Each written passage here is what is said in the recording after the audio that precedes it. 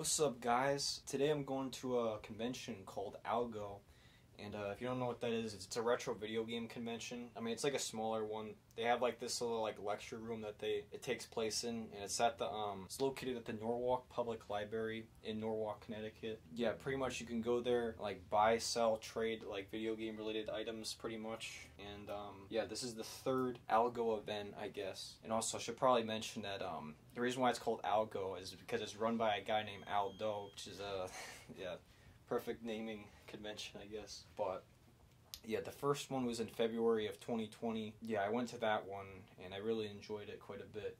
So yeah, I'm hoping that this one's gonna be just as fun. They did have a second one in I think July of last year in 2022, but unfortunately I didn't get to go because it had like it was like conflicting with like another convention. So but yeah, I'm going to be bringing like a cart of stuff I'm like planning to sell, and then also see what else they have. I'm also hoping that this convention is going to have some like amiibo, like there's going to be some vendors that have some, like specifically like Smash Brothers First Prints, because last time I went to ALGO, which was the first one, I actually bought I think like 5 or 6 boxed First Print like Smash Brothers amiibo, but we'll have to see what they have. But I'll show you guys quick what I'm planning to bring. So this is the stuff I'm like planning to bring here. It's mostly stuff that I've just like picked up over this past year. There are some random items like this.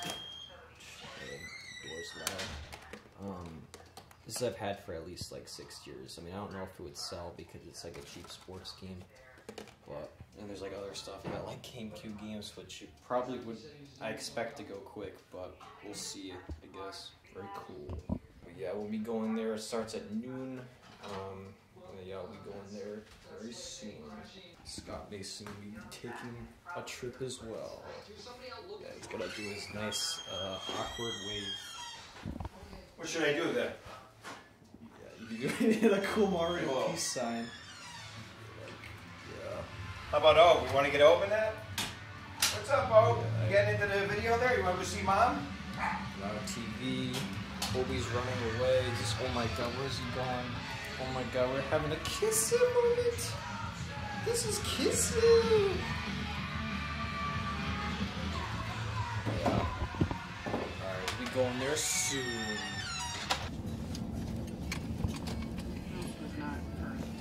Yeah, there it is, Norwalk Public Library, where the event is taking place. There's the sign, very cool. Yeah, there's the venue, pretty sick. You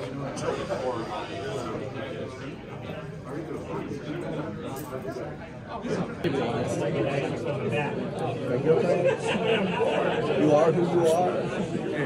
There you go. I am who I am, I swear to God. They're pretty easy to work on. What the hell? That's a lot of Famicoms. That's a lot of Famicoms, right? Oh my god. Very cool. It's the second Mario.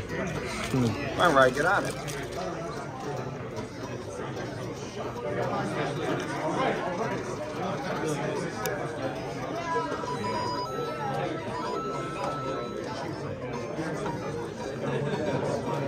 Mario 3 and Famicom. He's getting a Famicom. Are you picking it up? Yeah. Those are the OE Famicoms. Like different stages. It takes you a lot longer to play those games. Oh yeah, absolutely. It's a major commitment. I like them. It just that always bugs me. I don't have that kind of time.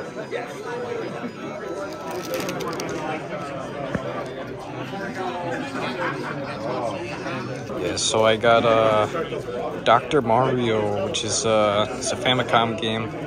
It's yeah, pretty cool. First boxed Famicom game. Yeah. What do you got there, Rye? I picked up Chrono Trigger on the DS. The cool thing about this is it's got the manual and it's got the map with it too, so it's like 100% complete. And yeah, this is supposed to be like one of the best like RPGs, if not games of all time, and especially like the DS port. And then also I picked up Spot, which I don't think I told you guys before, but like we have a connection to Spot because we found a figure of them at a tag sale, so we had to get like the games to go with them too. Yeah, pretty cool. Yeah, Christmas you got the NES in a box, so Yeah, that'll be a nice addition. Nice addition. Okay guys, so we left the ALGO event, and now we are going to Chick-fil-A, which we don't really have Chick-fil-A in our area, so we're taking the opportunity here in Norwalk. So we just ordered our food, and we just noticed that in the back here, they have a ball pit right there. Who knew that Chick-fil-A had a freaking indoor playground and ball pit? And we have paper straws. Yeah, Check that out. paper straws. Pretty cool. What do you think of the fries? Is the fillet? Very salty. Very tasty. Very yummy. I got a spicy chicken sandwich. I'll have to give it a try. So wait, what'd you get? I got the grilled chicken club. Very yummy. Yeah. It's very good. I think I'm going to put a little honey mustard on it. Yeah. What's this, the Chick-fil-A sauce? We got the Chick-fil-A sauce. Oh, I might have to go with that. Of course, we gotta get that with the Chick-fil-A, your signature sauce. How's the sauce, honey? Good?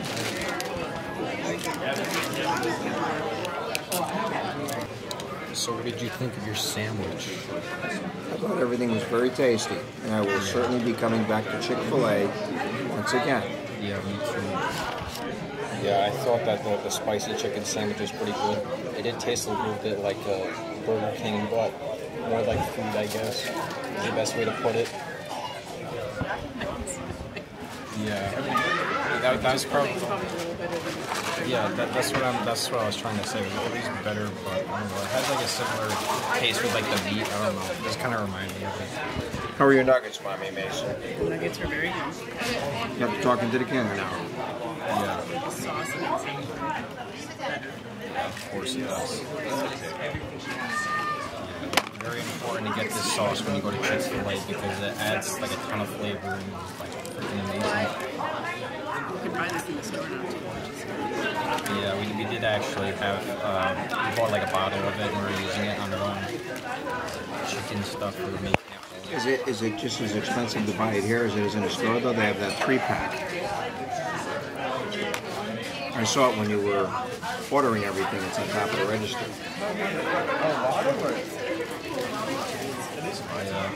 It was like, Yeah, you guys can look it up how much it is. Probably not. Probably not that expensive. But yeah, definitely a sauce to try if you haven't already.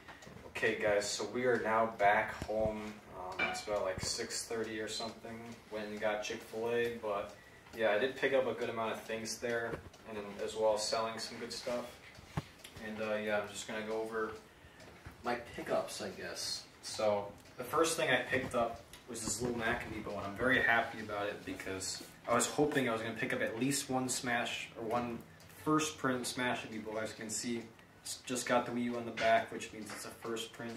And I got it for only $20, which is a pretty good deal. And it's funny because this used to be really rare, and I think expensive when it first came out, and then the value kind of went down a bit. So another Smash Brothers first print added to the collection, I guess. And then I believe there were some manuals I picked up. So Kirby's Pinball Land, I don't have the box yet, but this, I do have the game, so this can go with it. So if I do find just the box at one point, I can make it complete. And then I also got this Super Game Boy Kirby's Dream Land 2 insert. It was like cool. I don't know if this went necessarily with the Super Game Boy itself, or maybe, actually, I picked up this too, so I think the way it worked is that both of these inserts or manuals went with the Super Game Boy, just because they have that similar design, I think. I mean, there is the possibility it might have been sold with the actual games, but yeah, they pretty much like, basically just go over what you get when you use these on the Super Game Boy. Pretty much like the little add-ons, I guess, to it. Usually a lot of the time with these Super Game Boy add-ons is they just have like a different border when you're like playing it on there. There might be some different stuff, like I believe with Donkey Kong, I think there's some new levels or something, which I think it might allude to it in here. Let's see. want to, yeah, it allows you to select your own game colors. I think it's mostly just border stuff, but I believe there is some new levels that they added along with that. But yeah, that's pretty cool. I also picked up a Donkey Kong Game Boy manual as well, because I don't have that. Have to get the box though. Yeah, I got these all for, I think it was all $7 together. That was pretty good. And then after that, there's a guy who had a ton of games on his his vendor area, I guess. And I picked up all these. Originally it was $55 for all these, and I got it for like $50. Both of these are kind of just more for investment reasons, just because. Do you really think that's going to be freaking $15 forever? Probably not, and the same goes for this thing, or Smash Wii U there. So I picked those up just to hold on to them, and then these, supposedly the guy said that I bought it from said this was a really good game. I'll have to try it out, because some people don't like the motion controls on the Wii, but I grew up with them, so I'm kind of like a fan of that. I'll have to give this game a try. I haven't played a ton of Dragon Quest games, but this could be a fun one to play. It's like this has got the registration card, I guess. That's interesting. Yeah, the disc. Cool. I also grabbed No More Heroes, $10, pretty good. Yeah, manual and everything. This I actually already played through on the Switch, but I don't have it on the Wii yet. I do have the sequel on the Wii, which I need to get around to playing that at some point, but yeah. The other thing I grabbed was another copy of Mario Galaxy, and I don't think I've shown you guys this yet, but I have like 60 copies of this game, because it's my all-time favorite game, and I also just think it's worth grabbing for 10 to 15 bucks when you have the opportunity to do so. The guy said like 17 at first, and I just countered him with 15, and he's like, sure. And the guy I was grabbing it from he was pretty good with prices, and I appreciate that. This has got all the inserts with it. This is how you can tell it's, I think, the original copy, because this insert, I believe, is only in the first version of Mario Galaxy. This specific insert. Yeah, this is, if it has like an A at the end of this barcode thing here, that's how you can tell it's the original version of Mario Galaxy. Same goes on the manual. So yeah, that's all technically first edition if you want to. And why don't you point that out on the manual so you can actually see it? It's just like a code on the back right here. If it has an A there, that's how you know it's like the original. I mean, I think, I'm not entirely certain if there's regular copies of Mario Galaxy that have B, but there is the Nintendo Selects version that obviously you can obviously tell that's not the first edition. That's the rebranded Nintendo Selects version, just to sell them a different way, I guess. Now, where is it on the back? So right here, you can see this A at the end of this barcode. That's how you can tell that it's the original. There is also another thing. It might not be the original, because I think there might be. I'm not entirely certain with this code, but I think it might be all zeros. But I usually just say it's like the first version if it just has the A on it. Usually it doesn't necessarily matter that much in terms of value to people. That's just something that I have noticed personally, because I have like 60 copies of this game, and I usually compare them and can see the difference. But then I got, from the same guy, I grabbed Sonic Heroes, and this is the Player's Choice version. I do have this already, but it's the original. And my original copy doesn't have the manual with it. And this is actually in really good shape. The case is like, there's like no scratches on it whatsoever. The manual's in really good shape. Got the precautions booklet. I think the disc had like, yeah, it's got a couple scratches on it, but it's not too bad. It should still play well. The next thing I picked up after that was, I went over to this guy, and there's this guy, I don't think I got a picture of it, but he had a copy of Earthbound, and he was asking $325 for it, although the thing about it is this copy had a barcode, or this barcode sticker that was basically coming from like a rental store pretty much, and it was covering about 1/5 of the front label, and that was kind of like bothering me a little bit. I've been looking for a copy of Earthbound for a long time, although the price has always made it like tough to like make that decision to finally buy it, and I was trying to make it like a deal with them, and fortunately it didn't fall through. We were trying to do trading, but yeah, I ended up not purchasing it, but I did end up grabbing a couple copies Super Nintendo games. These are more games that are, I guess you could say, are more common or easier to find. This item, surprisingly enough, I don't have this game already. It's just A Link to the Past, which is, yeah, it says 30 on it. Altogether, for all three of these games, I paid like $100 for them. It was like 105 if you added up the prices on them, but yeah, Link to the Past. I got Super Castlevania 4. I was playing this on the Castlevania collection on the Switch, and was really enjoying it. I didn't get to fully beat it, but it's another game that added to the collection. And then Earthworm Jim, which I did have the Game Boy version of this at one point, although I think I sold it just because I didn't think I'd ever play it. Now I probably regret that because I most likely will grab the Game Boy copy again at some point. But yeah, I'm gonna have to give this a try. I think it's like, I think the second one might be better than the first one. I'd have to, you guys can comment below what you guys think of Earthworm Jim. What's your favorite one? Supposedly there was a fourth game that was supposed to be happening, but it supposedly got canceled, unfortunately. And then there's a guy, he had a ton of Japanese stuff. There's also, he had some Atari games on his, like, his table pretty much. And if we went to, I think I recorded in the video, in like the freaking, like this, like, tote he had like, I think 6 or 7 Famicom consoles. Some of them were not modified whatsoever, but then there are other ones that basically had, I think it's a USB-C port, pretty much modified so that it makes it easier to plug it in. And yeah, I picked up one of these Famicom consoles because I actually don't have this ready. I got it for 50 bucks, which is probably what it's worth. Usually the Japanese stuff is more cheaper. Yeah, this is obviously the modified version. Supposedly, like, he was telling me that the volume on it was like, I think it like doesn't entirely work the right way. He also said that it, I guess it makes random like sounds out of nowhere for some reason. I don't know. But Poltergeist. yeah, very weird. I mean, it's old consoles, so they'll have their issues. But also, I got a copy of Super Mario Bros. 3 with it as well, which is cool. Well, let's pay attention to the shirt you're wearing here today. Yeah, it was funny because I'm wearing my Mario 3 shirt. I didn't expect to be getting, you know, the Famicom version of Mario 3 today, but who knows? You never know what's going to happen. But yeah, my first Famicom console, which is cool. Then I went over to this guy's booth and I had to get some new Famicom games, obviously, because I don't have any to go with them. And I picked up a box copy of Dr. Mario, which is cool. It's only like 20 bucks. I was like, okay.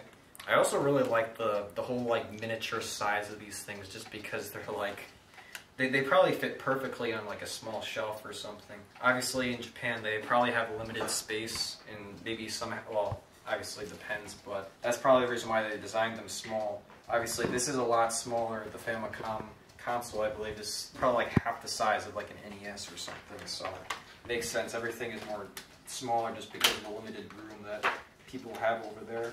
So yeah, you got the manual. Obviously I'm not going to be able to really read it because it's all in Japanese. Yeah.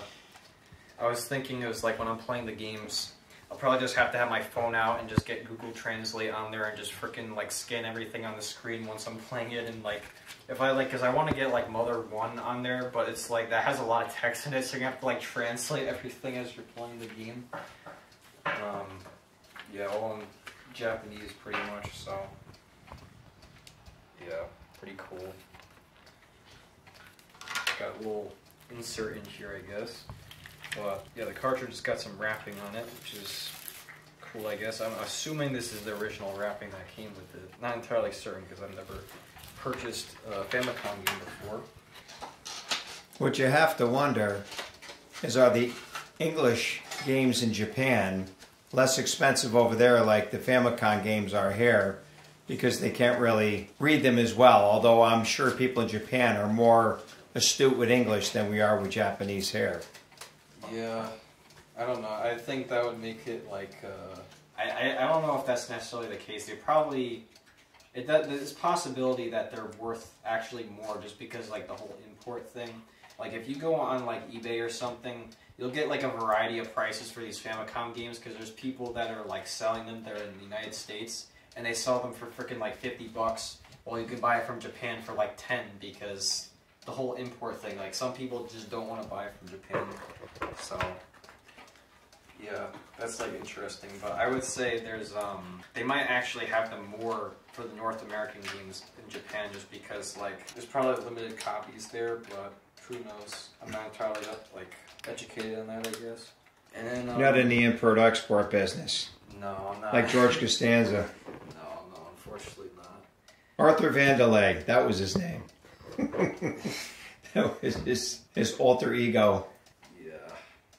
And then from like the same guy that I got the Dr. Mario from, I was eyeing this copy of Chrono Trigger because I was like, yeah, I really want to try playing this game at some point. And there are like a couple of people that are telling me that this is like the superior version compared to the Super Nintendo because it has like bonus content in it. And supposedly it just is like overall better, I guess. At least their opinions for like the Super Nintendo compared to the Super Nintendo version. And then I also grabbed this alongside it, and this was 10.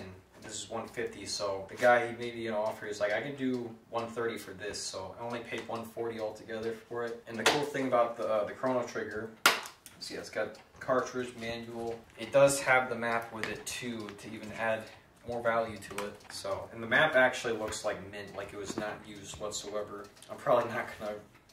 I mean, it would be cool to probably display this, but I probably should leave it in the best shape imaginable just because, you know, this game is kind of pricey. So yeah. Spot, on the other hand, this was kind of just sitting there. I didn't really notice it for a bit when we were just standing there talking to the guy. But this game we actually picked up a figure of Spot. If you don't know, Spot is, he's a 7-Up mascot, and he hasn't really been used as a character, I think, for a long time. But he was like the original mascot for 7-Up. Back in the early 80s. Yeah, back in the early 80s. And they started putting him on game like cartridges and like, you know, using him in games or whatever. I mean, there's a lot of companies that started doing that, like Yonoid is another example. And you should explain who Noid is. Yeah, Yonoid is well, he's a pizza. He was Domino's Pizza, I think, wasn't he? Yeah.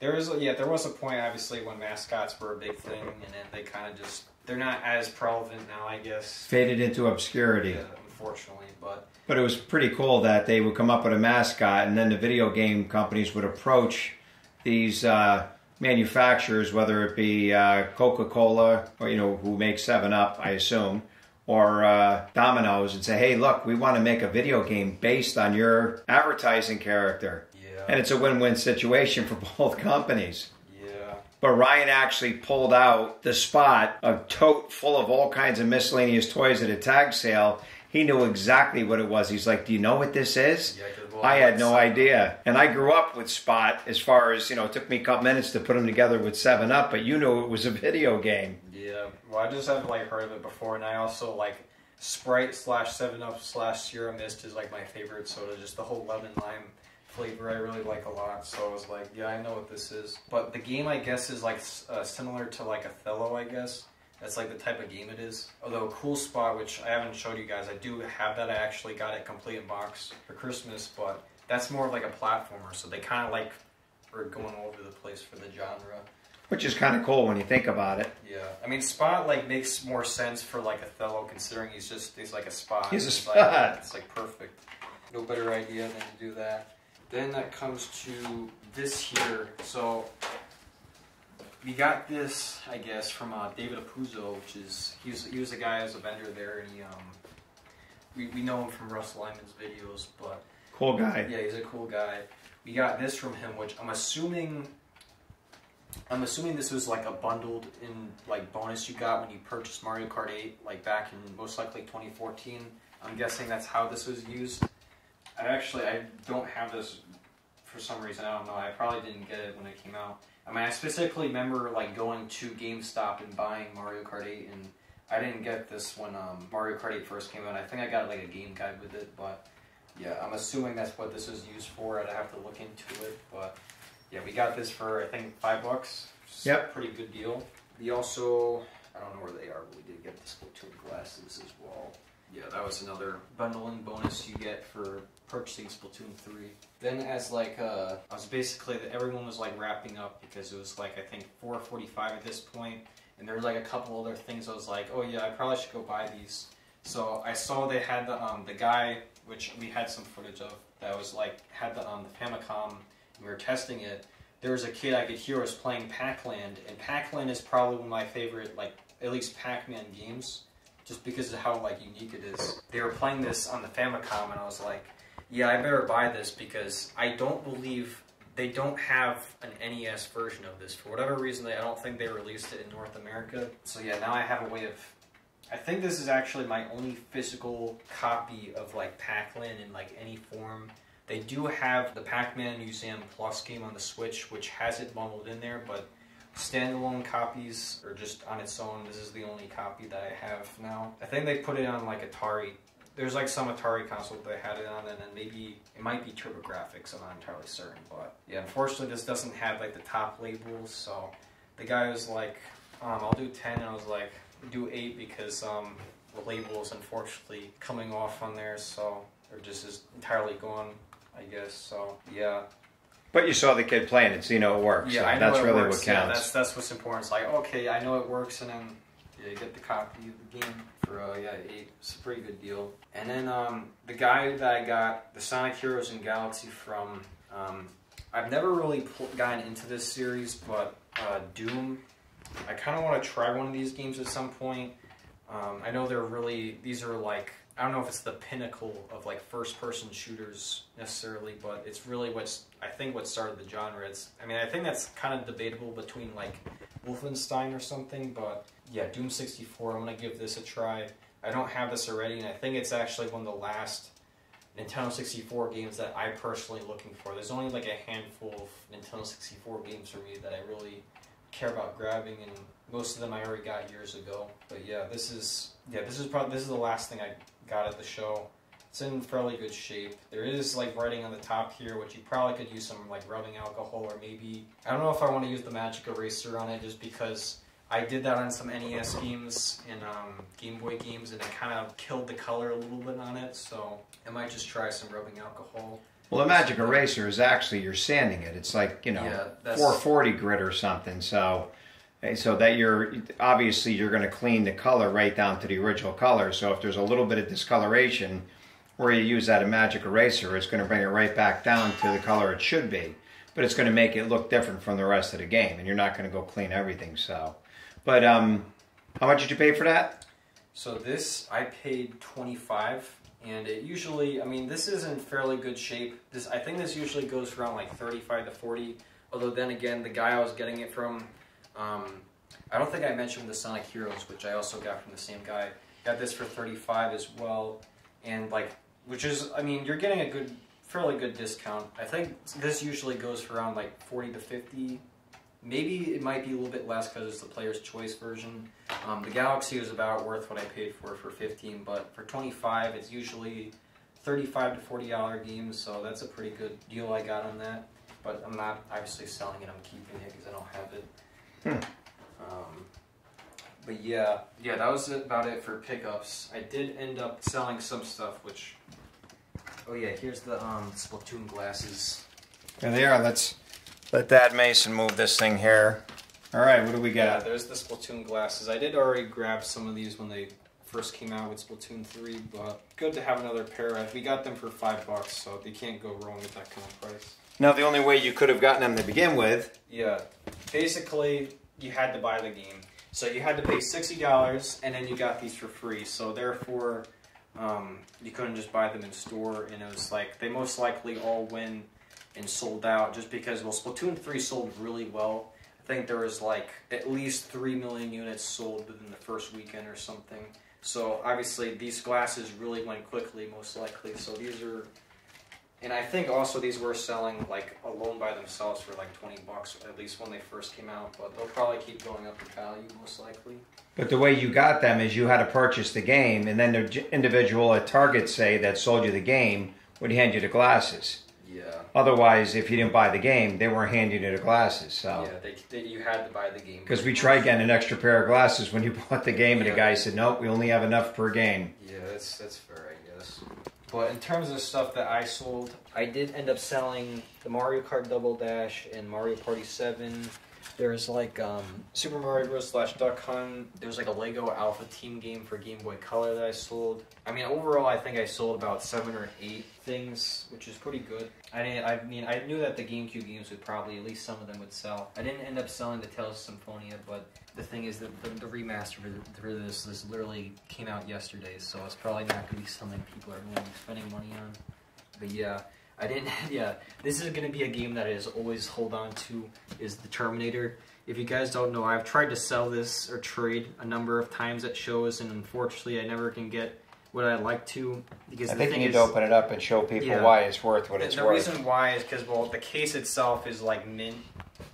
There's no cracks on it. No scratches. Well, I mean, maybe some surface Micro. scratches. Micro. There's like the foam cover is on here. And usually that foam is all dried out. Yeah, and usually this is dried out, and some like copies don't even have like the foam with it.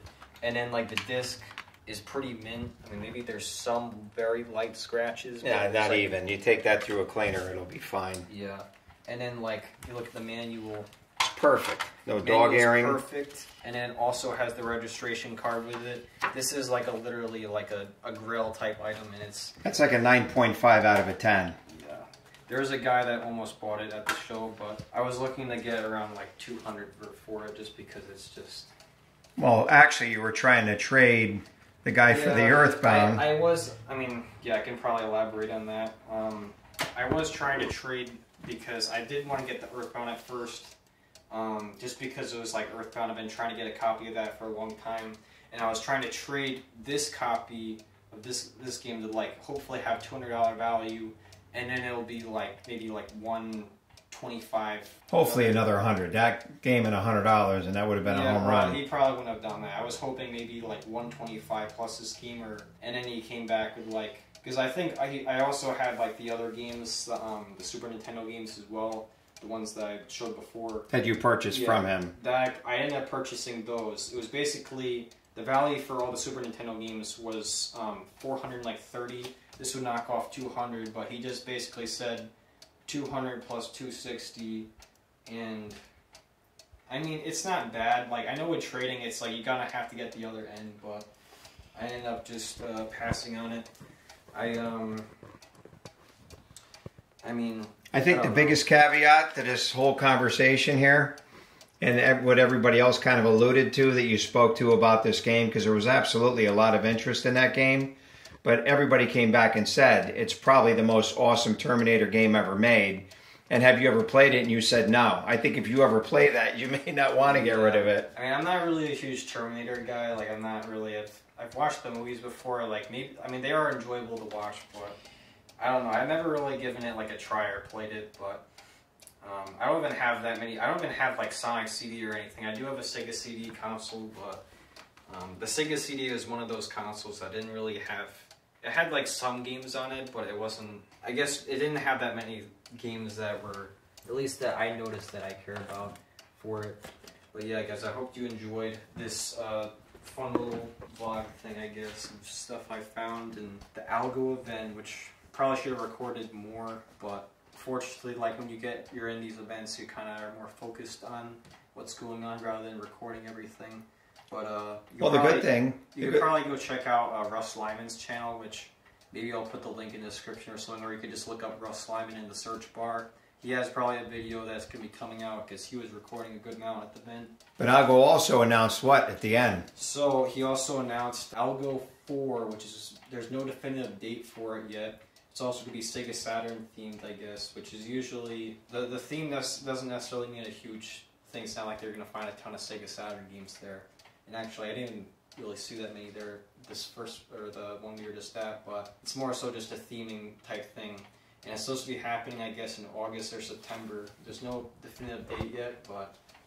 Well, a little pretext, you should explain every one of ALGO's events is based on a different gaming system. It's basically based on, each ALGO event is based on a gaming system. The first one was based on, like, the NES's, like, black box art, essentially.